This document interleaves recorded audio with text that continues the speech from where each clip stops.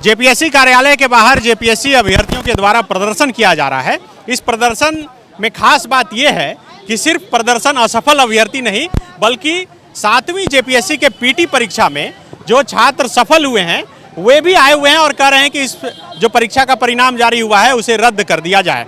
वैसे सफल अभ्यर्थियों से हम बात करते हैं और जानते हैं कि आखिर क्यों ये चाहते हैं कि इस परीक्षा को रद्द कर देना चाहिए। आप सफल हुए हैं? जी बिल्कुल।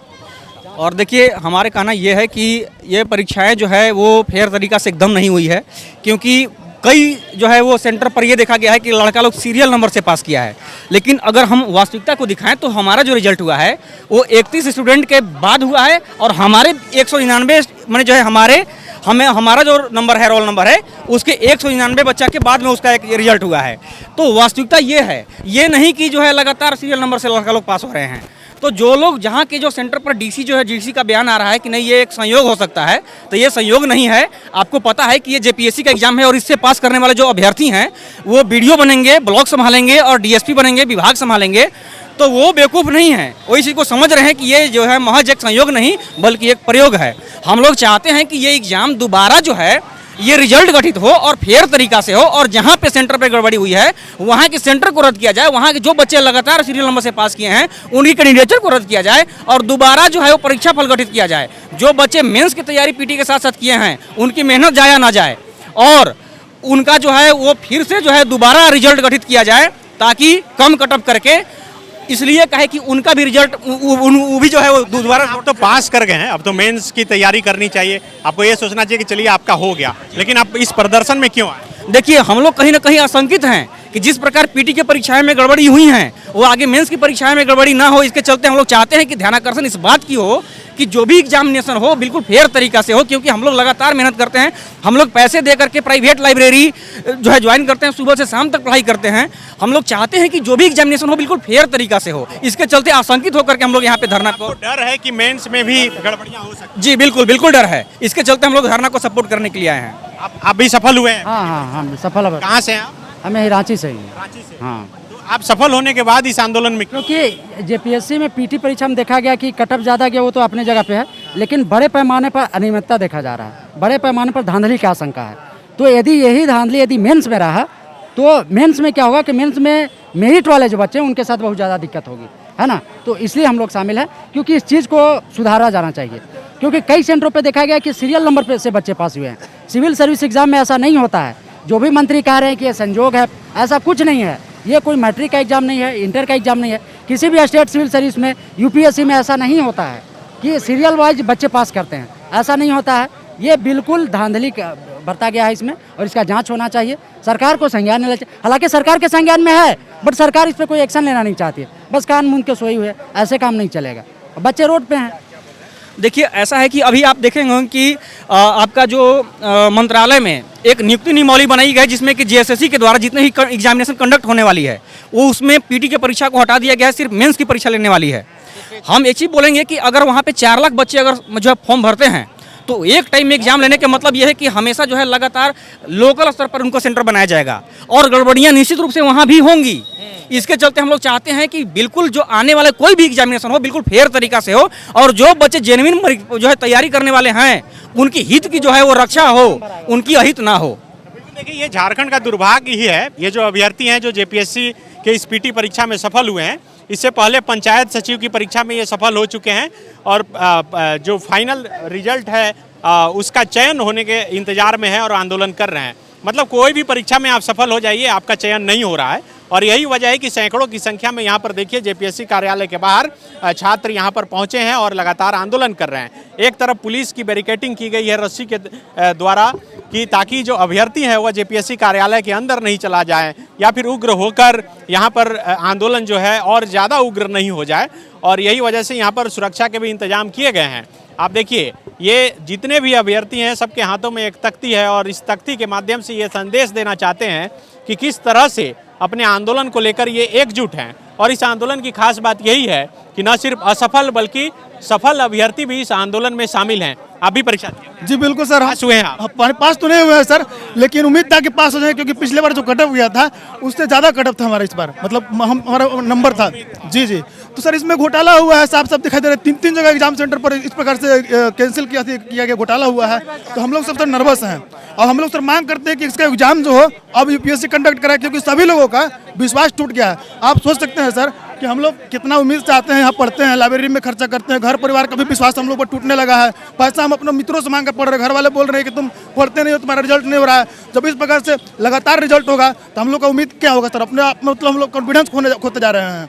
इसलिए हम लोग सर मांग करते हैं सरकार से कि आप इसको यूपीएससी को एग्जाम कंडक्ट करने के लिए दीजिए, ताकि हम लोग इसको पूर्ण रूप से अपना तैयारी कॉन्फिडेंस लेवल बढ़ा के करते रहें। और सर 3 जिला में जो धांधली हुआ है वो सर ST लेवल का जिला आता है, तीनों जिला में। क्या आप भी सफल हुए हैं? जी हाँ, मैं सफल अभ्यर्थी। सफल होने के बाद फिर क्यों आप लोग डिमांड कर रहे हैं कि ये परीक्षा जो है वो रद्द? हम लोग दिन रात मेहनत करते हैं कि ये एग्ज़ाम भी हो, फेयर हो, जिसमें जो निश्चित तौर पे जो सच्चे दिल से अगर वो मेहनत किया है तो वो सिलेक्टेड हो।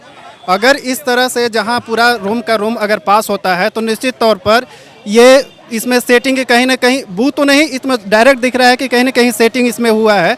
तभी भारी मात्रा में तीन जिले ऐसे हैं जहाँ पे 3 सेंटर पे रूम का रूम लोग जो हैं सो वो पास किए हैं। अब हम लोग इतना एग्ज़ाम दिए हैं और उतना एग्ज़ाम हम लोग क्वालिफाई भी किए हैं, कभी भी ऐसा संजोग नहीं दिखा है कि हाँ पूरा रूम का रूम लगातार रोल नंबर वाइज जो है सो सब कोई पास करे। तो मैं यही मांग करूँगा कि जो भी एग्ज़ाम हो, चाहे वो JSSC का हो या JPSC का हो, जो भी एग्ज़ाम हो फेयर हो, ताकि जो ये मेहनत करने वाले लड़के वो सफल हों। आप भी दिए? ये सर मैं JSSC CGL का तैयारी कर रहा हूँ सर। यहाँ के जितने भी मंत्रीगण, ऐसी परीक्षा भी नहीं? JPSC दिए थे, मैंने असफल अभ्यर्थी हूँ। लेकिन यहाँ के जितने भी मंत्रीगण हैं उन लोग झूठ बोलने की सर्टिफिकेट ऑलरेडी कहीं से ले आ चुके हैं कि आते हैं, संविधान की शपथ लेते हैं, संविधान की गरिमा को बोलते हैं, यहाँ की युवाओं को ठगने का काम करते हैं। जैसे माननीय मिथिलेश ठाकुर जी गढ़वा के जो विधायक हो गए, आलमगीर आलम साहब हो गए, जितने भी मंत्रीगण हैं क्यों झूठ बोलते हैं? छात्र के साथ क्यों झूठ बोलते हैं, क्यों अन्याय करते हैं? मतलब छात्र उनका क्या बिगाड़ा है? जहाँ तक युवा जितना भी झारखंड को सारे लोग सपोर्ट करते हैं। मैं सभी लोग से नम्र निवेदन करना चाहता हूँ कि आप झूठ ना बोले। अगर आपको बहाली कराना है तो अच्छे तरीक़े से कराएं, लोगों की समय को बर्बादी ना करें और आगे इस पे आगे आए और कदम उठाएं। आपने नियुक्ति वर्ष भी घोषणा कर चुकी है, लेकिन नियुक्ति की अभी ये अंतिम प्रक्रिया शुरू हो रही है। अंतिम प्रक्रिया मतलब अंतिम वर्ष खत्म हो रही है। मैं कि अब तक नियुक्ति वर्ष पूरा भी हो नहीं चुका है। माननीय मुख्यमंत्री जी कहीं भी जाते बहुत प्यार से बोलते हैं, ये नियुक्तियों का वर्ष होगा, नियुक्तियों का वर्ष होगा। अरे कितना ठगिएगा माननीय मुख्यमंत्री जी, कितना ठगिएगा? अब युवा अनपढ़ नहीं है, अब आपके जैसा ऐसा मुख्यमंत्री को कभी आने नहीं देंगे। ये मैं डाल्टेंगंज से सत्यनारायण शुक्ला में ओपन चैलेंज करता हूं कि मैं मुख्यमंत्री को ऐसे गंदी भाषा, गंदी प्रयोग करके बोलते हुए मैं नियुक्ति वर्ष घोषित करूंगा। लेकिन नियुक्ति को कहां चली गई, क्यों नहीं समझते हैं? अपने परिवार में और अपने कोविड के टाइम में BMW कार से मंगाते हैं, सारा सुविधा मंगाते हैं। हम लोग घर से किस तरीके से प्रताड़ित होते हैं, सामाजिक प्रताड़ित होते हैं, हम लोग का समय बर्बाद हो रहा है। अगर माननीय मुख्यमंत्री जी अगर आप नहीं समझें तो समझाने के लिए 2 साल और लगेंगे आपको, लेकिन दोबारा आपके पार्टी का अस्तित्व मिट जाएगा। इसलिए आप समझ लीजिए कि हम लोग कितने कष्ट में हैं, कितने दुख में हैं। इसीलिए आप लोग आगे आइए और इसी पे जितना भी द फॉलोअप टीम, जितना भी युवा वर्ग के लिए बात उठाइए, सारे मीडिया कर्मी उठाते हैं, उनकी आप अपने बात को जो आप रखते हैं, संविधान की संविधान में जो शपथ लेके आते हैं, आप उसके बात को पूरा करिए। धन्यवाद। तो बिल्कुल देखिए ये आंदोलन जारी है और ये रस्सी देखिए अब धीरे धीरे इधर आ रही है और इन जो छात्र यहाँ पर आंदोलन कर रहे हैं उन्हें समेटने की एक तरह से यहाँ पर तैयारी है। लेकिन छात्र अपनी अपनी मांग को लेकर जो है ये डटे हैं। आप भी परीक्षा दिए? हाँ, पास हुए हैं? मैं फेल हो गया हूँ। मैं ये कहना चाहता, कहाँ से हैं? हम गिरिडीह डिस्ट्रिक्ट से हैं। आए हैं सिर्फ आंदोलन करने के लिए, यहीं पर पढ़ते हैं? नहीं, मैं पढ़ता नहीं हूँ। एक बात मेरा ध्यान से सुन लीजिए, मेरा क्वेश्चन मत पूछिए, पहले मेरा आंसर को सुनिएगा, इसके बाद आप जितना क्वेश्चन कर सकते हैं। देखिए, इस सरकार को बनाने में मैंने बहुत अथक प्रयास किया था और आज से नहीं मेरे पूर्वजों ने, आज मेरे घर में 4-4 लोग शहीद दिवस मनाया जा रहा है यही सरकार के द्वारा। मैं भी जीपीएससी इंटरव्यू तक पहुंचा हूं, लेकिन आज तक मेरा कुछ नहीं हुआ। कभी हर चीज में पहला से लेकर के कितना 5वां 6ठा तक सब में सीबीआई केस चल रहा है भाई। आप कितने में पहुंचे? देखिए, हम 4था सिविल सर्विस में पहुंचे थे। उन्होंने कहा कि नहीं, स्केलिंग पद्धति, यह सिस्टम गड़बड़ है भाई साहब, ऐसा सिस्टम नहीं होता है। हमें जो भी नियम और निर्धारण करना है उस नियम के मुताबिक चलना है।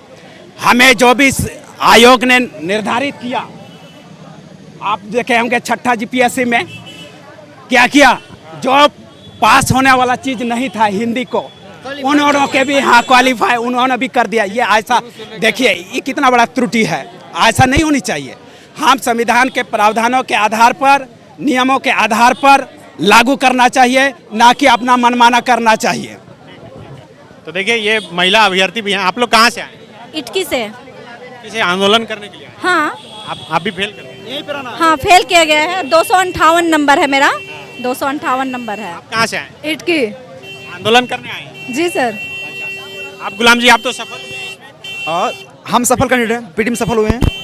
सफल होने के बाद फिर आंदोलन क्यों करना? क्योंकि गलत हुआ है, धांधली हुआ है। क्योंकि जब मैंने प्रथम रिजल्ट देखा मुझे बहुत खुशी हुई, लेकिन मैंने अपने उन तमाम साथियों को देखा जो साथ में तैयारी कर रहे थे, लेकिन किसी का नहीं हुआ। सब कोई मुझसे ज़्यादा तेज थे। नहीं, आपका जो सेंटर था वहाँ पर कुछ गड़बड़ी हुई? नहीं, वहाँ कुछ बड़ा, वहाँ से मात्र एक मैं पास हुआ हूँ। तो यहाँ पर जितने अभ्यर्थी हैं उसमें से कोई एक अभ्यर्थी हैं जो बोल रहे हैं कि मेरे सेंटर पर सारे अभ्यर्थी हैं जिनके सेंटर में गड़बड़ हुआ। आपके सेंटर हमारे सेंटर में कोई चेकिंग नहीं, मोबाइल लेकर घुस गया है। मोबाइल लेके एग्जाम? मोबाइल लेकर एग्जाम दिया है। कहाँ था सेंटर? मेनका सेंटर में। मेनका सेंटर निकाल मतलब लातेहार? हाँ, लातेहार जिला में। अरे गिरिडीह कॉलेज में तो एक बेंच पर 3-3 अभ्यर्थी को बैठा दिया गया। सर, यहाँ जो धुरवा डीपीएस है वहाँ कुछ लोग को मोबाइल एंट्री, कुछ लोग को नहीं। इसमें एक लड़का का झगड़ा भी हो गया था चेक इन करने वालों से कि आप उसको घुसने दे रहे हैं और मेरे को नहीं, और वो लड़का भाग के भी घुस गया, लेकिन वहाँ कोई कुछ नहीं कर पाया। अब अगर बोलेगा सरकार या जेपीएससी अगर बोलेगी कि उसका प्रूफ दीजिए सीसीटीवी कैमरा, तो हमें कैसे पता कि वो सीसीटीवी कैमरा ऑन था कि नहीं? हम लोग कैसे जानेंगे? लेकिन वहाँ भी, यहाँ डीपीएस धुरवा में भी मोबाइल एंट्री हुआ है। हम ये अपने दावे से कह सकते हैं, लेकिन सफल कैंडिडेट हूँ, लेकिन भी पूरा सेटिंग हुआ है। मतलब कि मेनका में मोबाइल लेके घुस गया है। मेनका सेंटर में मोबाइल लेके घुस गया है। अब भाग्य है कि पीटी पास करने के बाद आप लोगों को मेंस की तैयारी में जुट जानी चाहिए थी, अब आंदोलन करना पड़ रहा है। नहीं, जुटे हुए थे, रिजल्ट से पहले जुटे हुए थे। रिजल्ट के बाद फिर आंदोलन, मतलब कि हम लोग को रणनीति बना के यहाँ उतरना पड़ा।